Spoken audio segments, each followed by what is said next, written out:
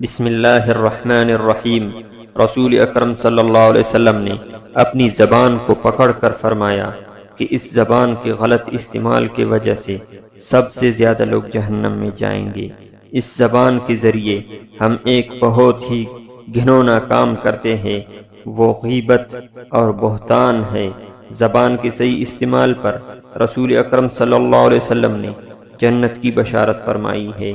رسول اکرم صلی اللہ علیہ وسلم نے فرمایا کہ حقیقی مسلمان وہ ہے جس کی ہاتھ اور زبان سے دوسرے محفوظ رہے۔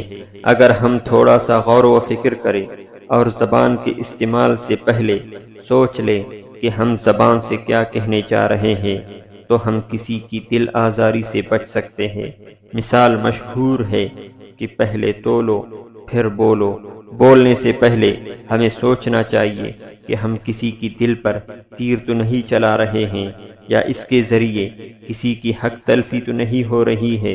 سورہ سجدے میں اللہ تعالیٰ نے بشارت فرمائی ہے، اس سے بہتر بات کس کی ہو سکتی ہے کہ جو لوگوں کو اللہ تعالیٰ کی طرف بلائے۔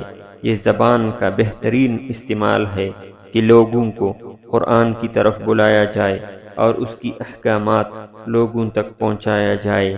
ہم دنیا میں زبان کا غلط استعمال سے کسی کی دل دکھا دیتے ہیں اور توبہ و تلافی کی نوعیت بھی نہیں آتی کہ موت آ جاتی ہے۔ رسول اکرم صلی اللہ علیہ وسلم نے ایک مرتبہ صحابہ اکرام سے سوال فرمایا کہ میری امت کا مفلس کون ہے؟ صحابہ اکرام نے جواب دیا کہ ہم تو مفلس اس کو سمجھتے ہیں کہ جس کے پاس درہم و دینار نہ ہو۔